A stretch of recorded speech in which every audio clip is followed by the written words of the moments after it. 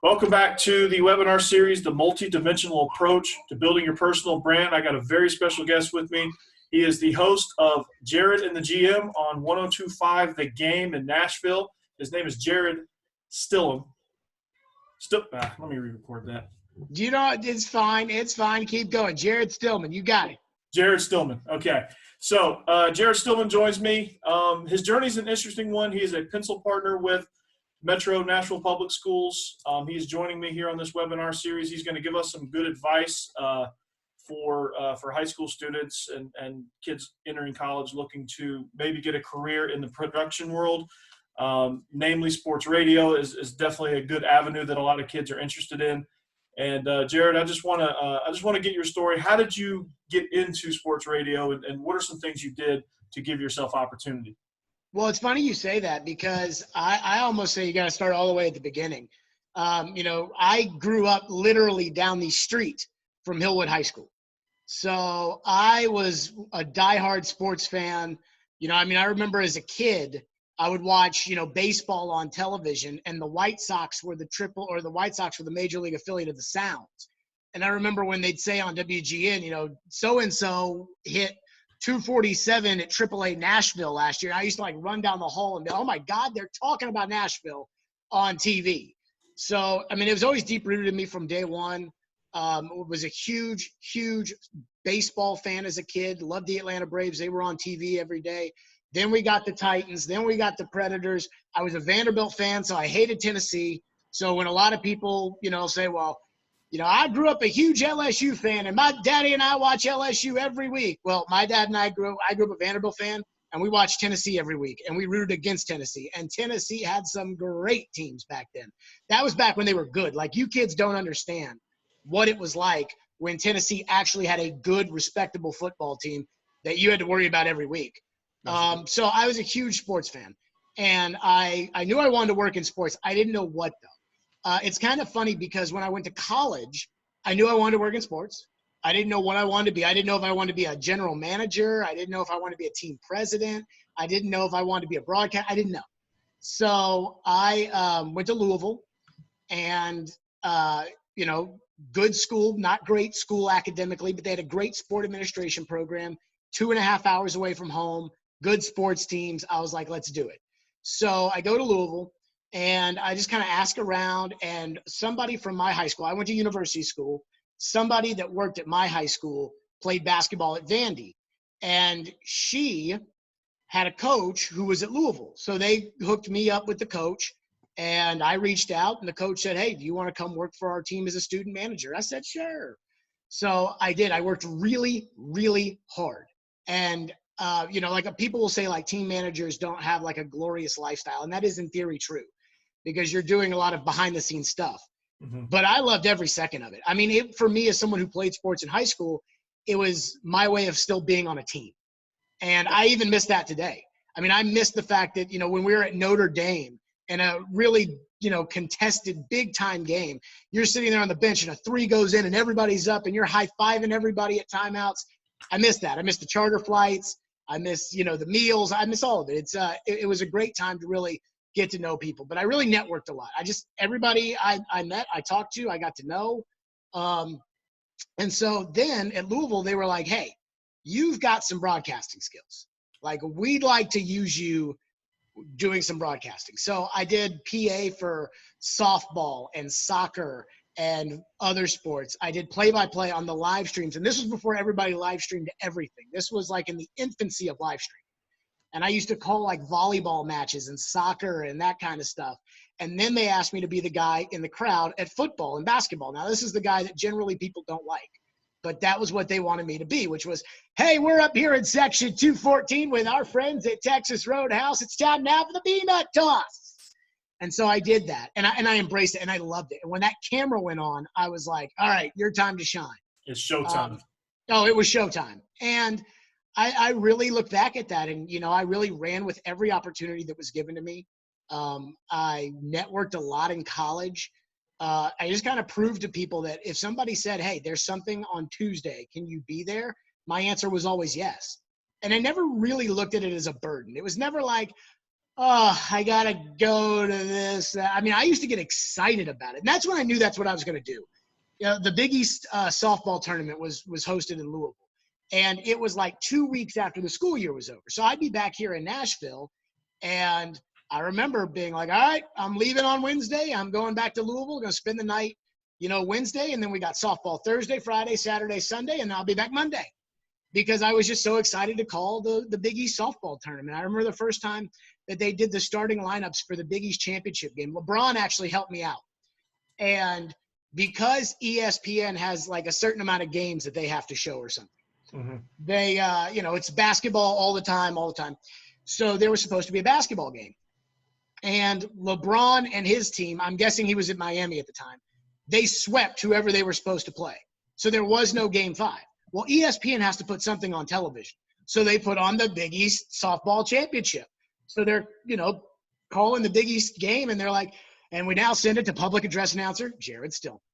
All right, ladies and gentlemen, welcome to the 2012 Big East Championship, you know, something like that, which was really, really cool. And it was really fun. So an important question, did you DVR that, and do you still have it? So I don't have that, but I did DVR when I was with the women's basketball team. I sat on the bench, and we went to the Final Four my freshman year. And I DVR'd, my dad DVR'd like every game. And it's so funny to see your reaction on big shots and things like that. And I mean, I was very, very visible on the bench because I used to just get so excited when things would go well. And it's good to watch those back sometimes because it takes you back to when you were younger. I mean, the one thing I would tell these students right now is everyone looks at the jobs that other people have and think, man, I would love to have that job. And there's a lot of truth in that for certain jobs. Like I would say that I would have loved to know at 19 or 18 that I would have the job that I have now. But you look back on it and you're like, man, there are a lot of cool things that happen, a lot of cool experiences when you're getting started or when you're really younger. You're like if you're going to college for the first time or you're starting your first job, and there's like a lot of things that now you look back on and you're like, man, those are pretty cool. So then from there, our director of operations with the Louisville women's basketball team, who's now in the front office with the Orlando Magic, her brother played in the NBA. And he had a show on a little small radio station in New Hampshire, and they were looking for a news anchor. So I got out of college, was looking for a job. All these jobs want people with experience, and I don't really have any experience outside of what I did in college. So I got connected with that small radio station in New Hampshire, and I did for a year. I was the host of AM New Hampshire, which was a morning news show. I also did an hour of sports at night, which was great because I got to cover the Boston teams, the Celtics, the Bruins, the Patriots, the Red Sox. But I wasn't in Boston. So I kind of saw how the Boston people went about their way. And, you know, here I am in little tiny New Hampshire on a station that really nobody listened to. So it was like good training. And then the ESPN affiliate in Louisville expanded. And the guy that was kind of do the morning show called me, and he knew me from college because I was networking all the time, getting to know people. And he called me and asked if I would be interested in kind of co-hosting with him, kind of being the sidekick. And of course I said yes.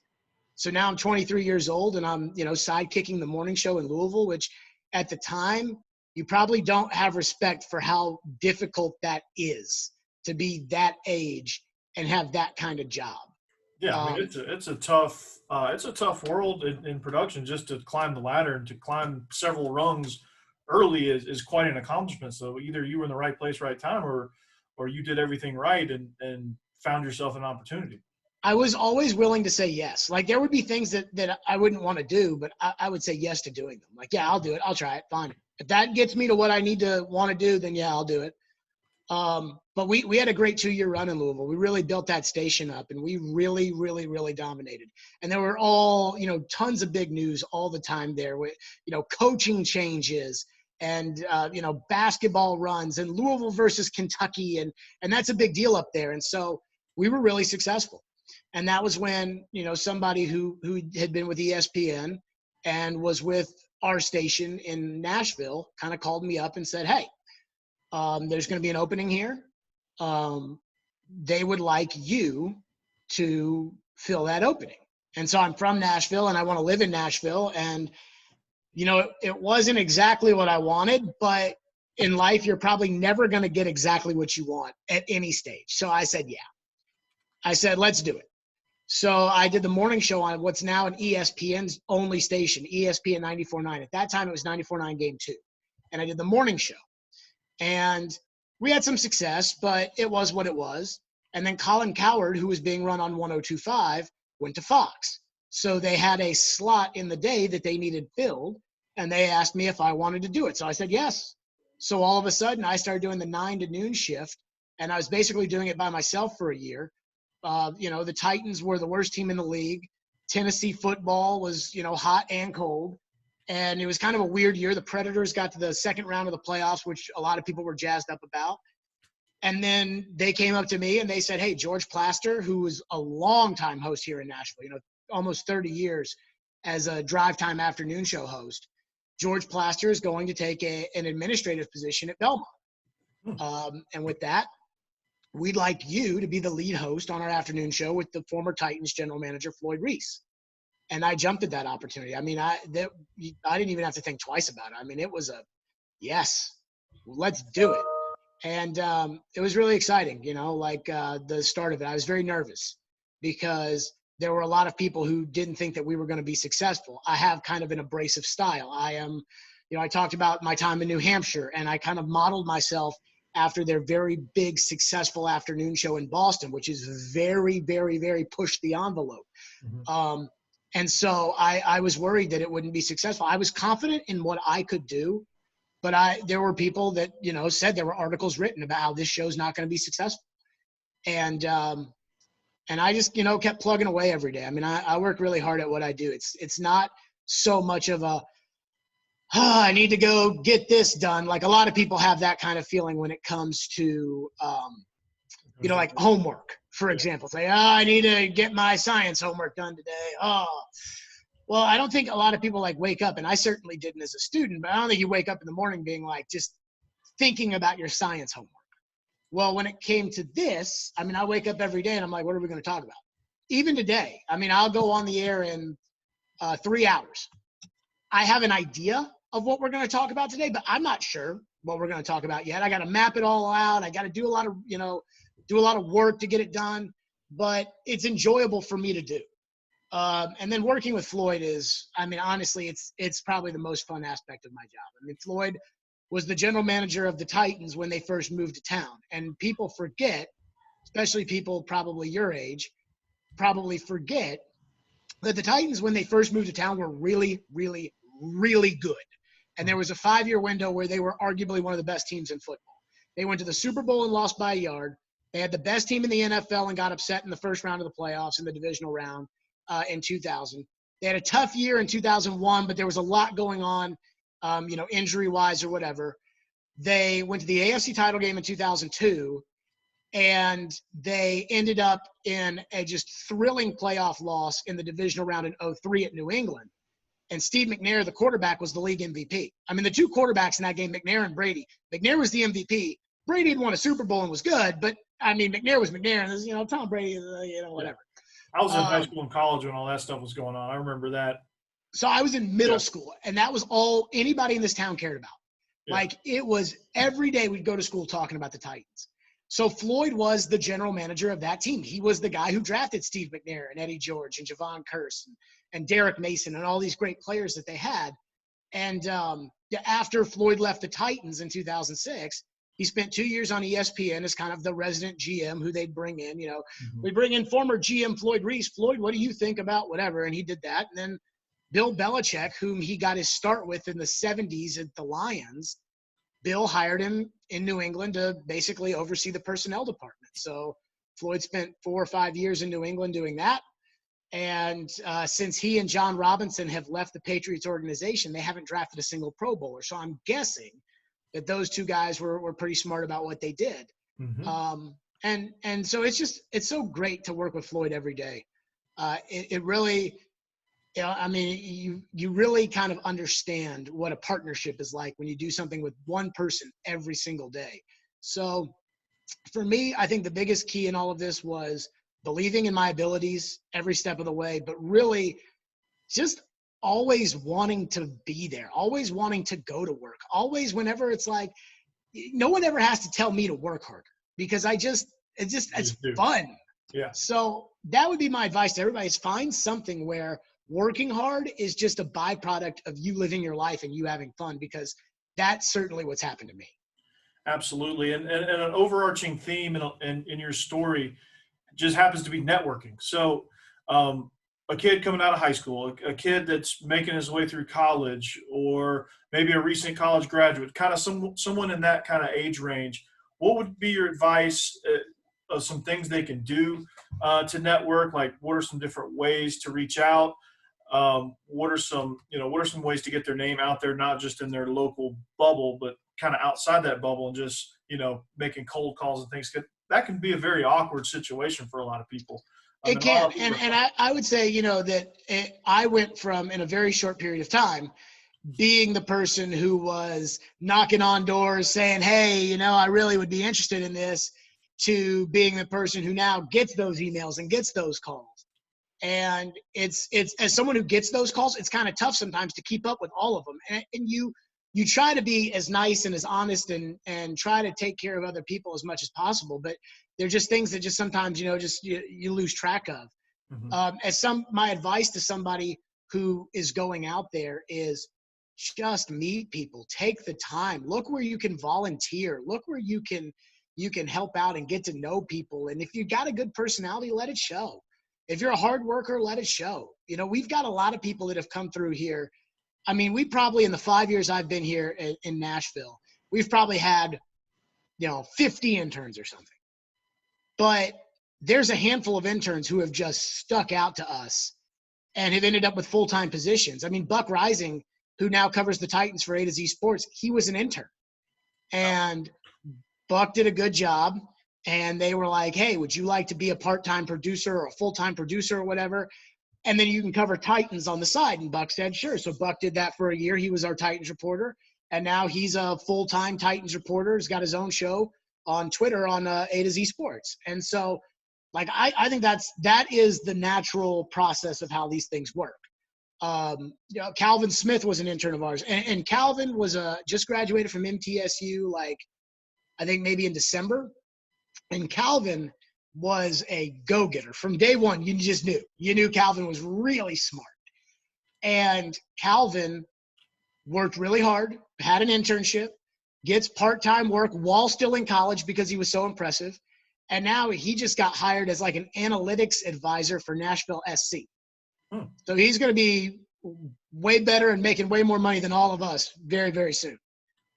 So just try to get out there, volunteer, intern, ask how you can help, ask how you can intern. I mean, the worst thing, if you ask someone if you can intern, the worst thing they can happen is they can say no. Yeah. So I've always said, just ask questions. A lot of people like talking about themselves. So when you ask someone, so tell me about you, usually opens them up a little bit more. So I would say just kind of, and look at every little step along the way as something positive.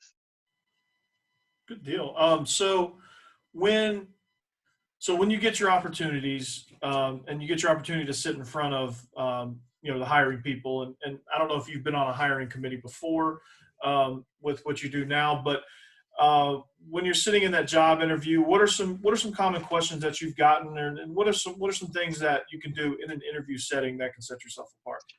So I think the interview setting for me, one thing that I try to do is, and this is kind of a personality thing, you need to get a feel for the room and who you're talking to very quickly. Mm-hmm. You need to sit down and don't think about, your answers or anything like that. I mean, they're going to ask you questions. You just answer them truthfully, because, I don't know how much people can get wowed in interviews. I'm sure it happens, but I mean, they're asking you pretty basic questions. How did you get your start? So something like that. And then kind of just watch the person who's interviewing you and just kind of see, are they picking up on what you're putting down? Are they kind of, tuning you out, and then you got to make an adjustment as you're in there talking to them. I would also say, ask questions back, show that. The one thing that I always do in an interview is I always show that I've done a ton of research on you before I even sit down with you.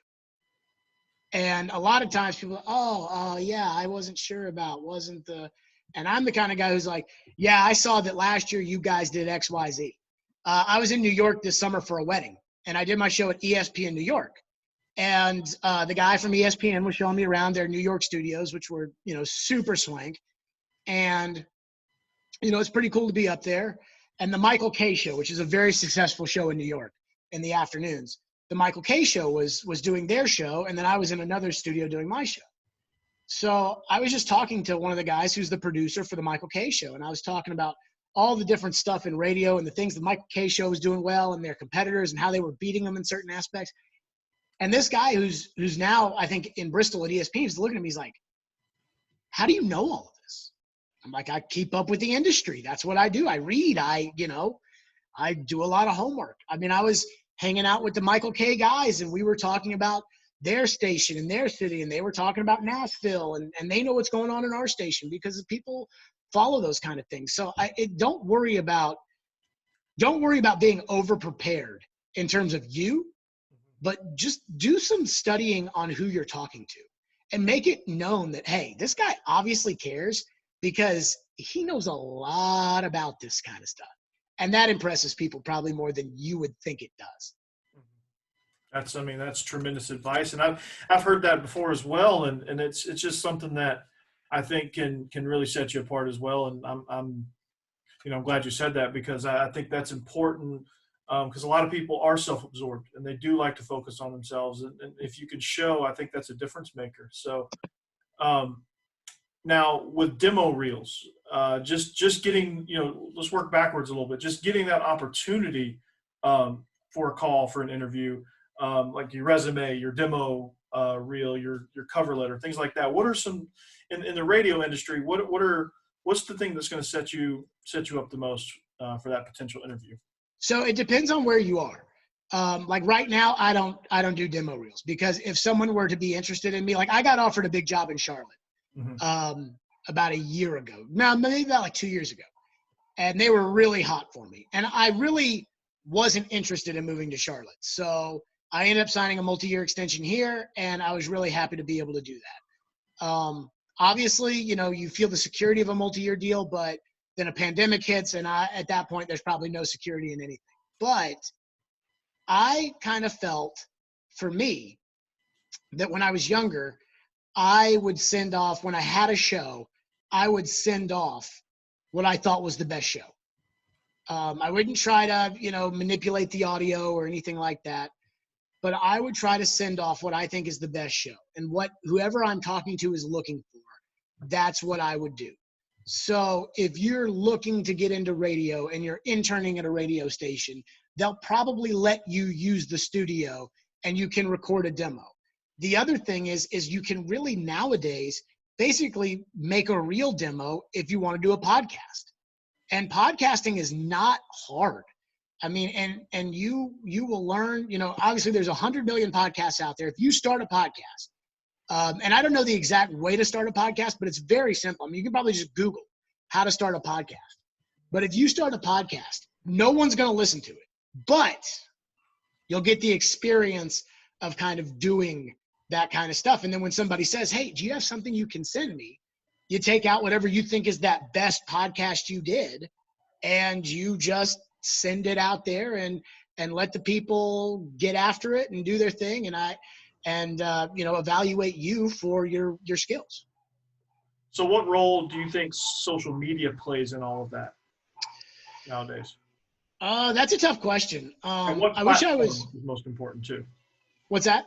What platform is most important as well? So I think in sports radio, it's Twitter. I know that Instagram and Facebook, and maybe it's Facebook. Facebook has the most people. Instagram has the second most people.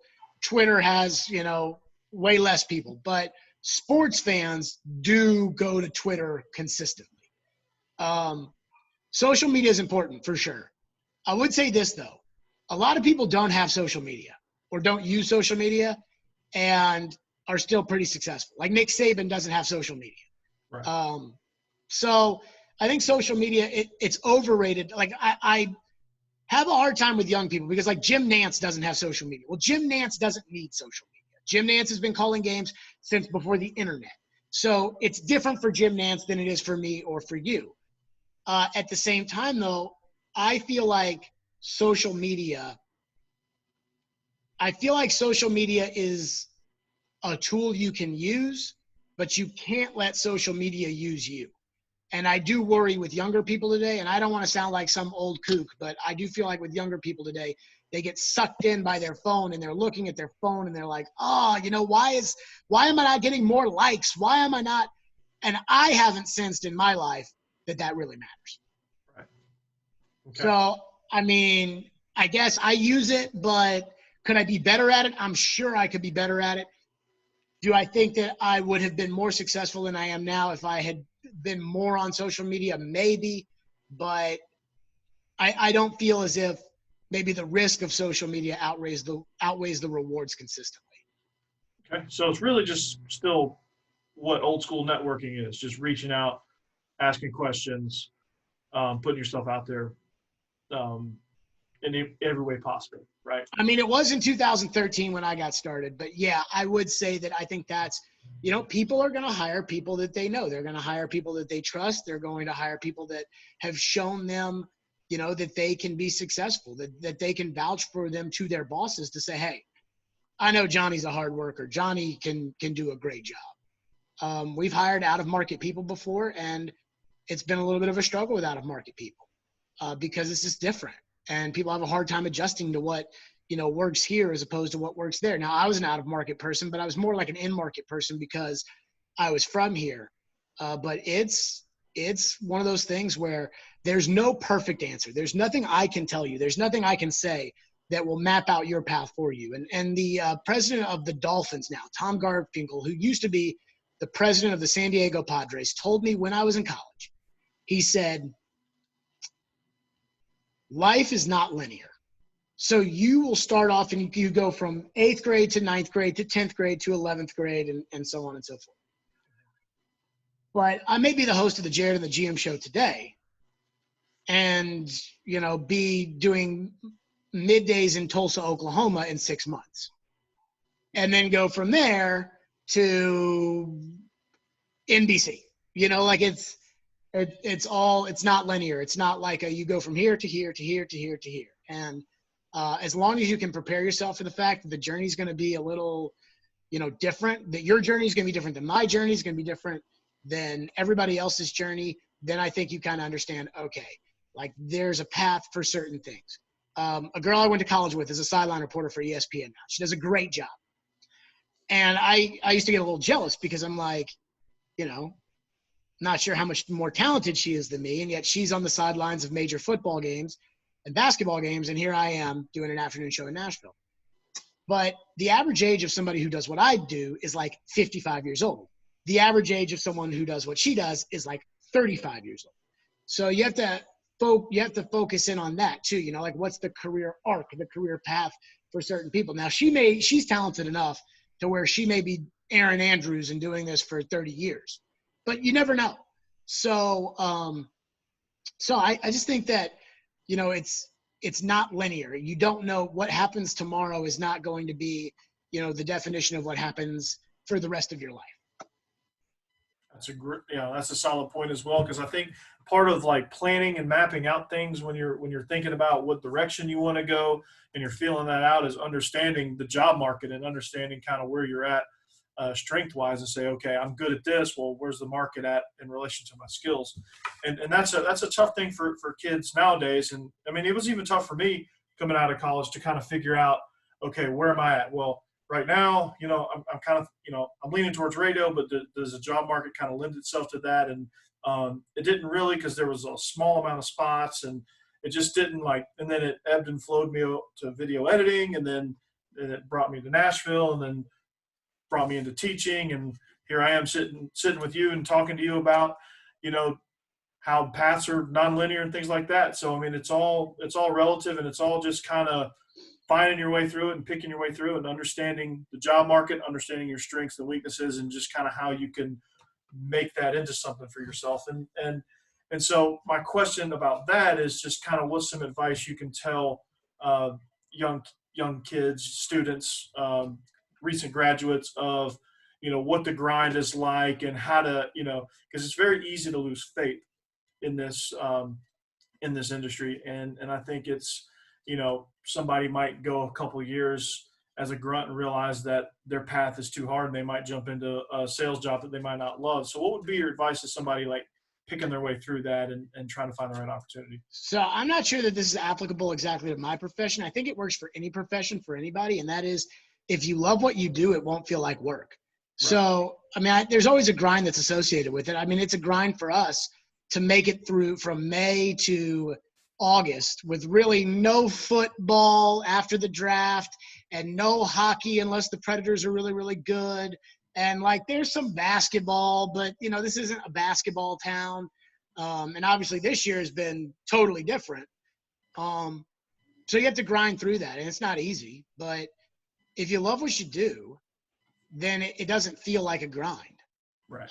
The bigger thing I think for some people is that with all things in life, so like with all things in life, the money is early on is just not, it's not a ton of money early on. And even as you progress, I mean, you got to really get up there before you start making some money. And I guess the thing I would say with that is, I don't have any kids. I'm not married. You know, I didn't have a high school sweetheart that I, you know, followed with the college that I got married to at 22 that I didn't have any of that. So that allowed me to kind of live my life with not making a ton of money, but being okay because of it, and finding a way to get through. When I worked in college with the women's basketball team, I got a partial scholarship for that. So that helped pay for some of my school. So I didn't have the student loans that a lot of other people had. That would be, you know, kind of my advice is, and maybe I'll look back on it and say, you know, maybe I should have started a family earlier. Maybe I should have, but not having other obligations, I think has made it easier for me to be available whenever I needed to be available, to work whenever I needed to work, and to afford, you know, the early stages of this career before you start making the kind of money that can allow you to support others. So always think of how your life fits into it, because if you are in the grind and you are making, you know, $28,000 a year and you're grinding it out, but you've got 3 kids and you can take a sales job that you won't like, but you'll make $75,000 a year. Well, I'm not a financial advisor, but you might want to take that $75,000 a year job simply because of what it would do for you and your family. I haven't been in that situation yet. So that it does make that easier in that regard, if that makes any sense. Yeah, it does. And, you know, I think it's like anything in the job world, it's just depending on situation by situation. So, before we let you go, before we wrap, do you have any other last bits of advice that we haven't discussed, or anything that you can think of that we've left out? I would just say this, and I don't know the age of your students that would be watching this, but Mostly high school. okay, so like just go live your life. You know, just go live your high school life, your college life. When I was 14, I every day, you know, would play sports video games and watch baseball during the summer and watch football and listen to sports radio shows, and I would all day, every day. That's all I did. And so I always think that the 14-year-old me would think that what the 30-year-old me is doing is really, really cool. But there's a part of the 30-year-old me that misses what life was like as the 14-year-old me. And that would be my advice of just go live your life. Like if you saw the Michael Jordan documentary, I guarantee you that Michael probably loves his life now. He's got billions and billions of dollars. But there's probably a part of Michael that misses the old days of, man, remember at North Carolina and remember growing up and remember, and that's Michael Jordan. So I would say that, you know, as you're entering your sophomore year of high school, or you're entering your junior year of high school, and people are saying, what are you going to do next? Where are you going to go to college? What are you going to do for a job? Those are all good questions, but just live your life. Enjoy living your life, because all of these moments in time, you never, ever get back. My senior year of high school, we were the regional champions in the regular season, and we lost 2 in a row at home and got knocked out of the region tournament, didn't make it to the state tournament like we thought we were going to do. We got too cocky. And it's still something that bothers me to this day, that we got too cocky my senior year of high school and didn't get to go to the state tournament. And I've, you know, been with a team that went to the Final Four in the national championship game, been to Sweet 16s, have covered Final Fours, Super Bowls, Kentucky Derbies. And yet here I am at 30, still disappointed that 12 years ago we blew it in the regional championship, because you never get that back. So I would just say that for all those high schoolers there, there's a lot of life to live. There's a lot of grinding to do. There's a lot of, fun stuff that's going to come your way, but just live your life and enjoy living your life, and don't take it too seriously at this point. All right. Well, Jared, I appreciate you for joining me. You can catch Jared and the GM on 102.5, and that comes on at 2 o'clock, runs from 2 to 6, correct? Yep, 2 to 6 every day. So make sure you give that a listen, give them a shout. Jared, how can we find you on social media? All right, so I'm going to take my phone out right here. I'm on Twitter at Jared Stillman, JaredStillman. I'm going to take a little shot of the computer right here. Yeah. And I'm going to post that to my Instagram story at @TheJaredStillman. So you can go ahead and follow that. Jared Stillman. It's got a little check mark so you know it's me or whatever.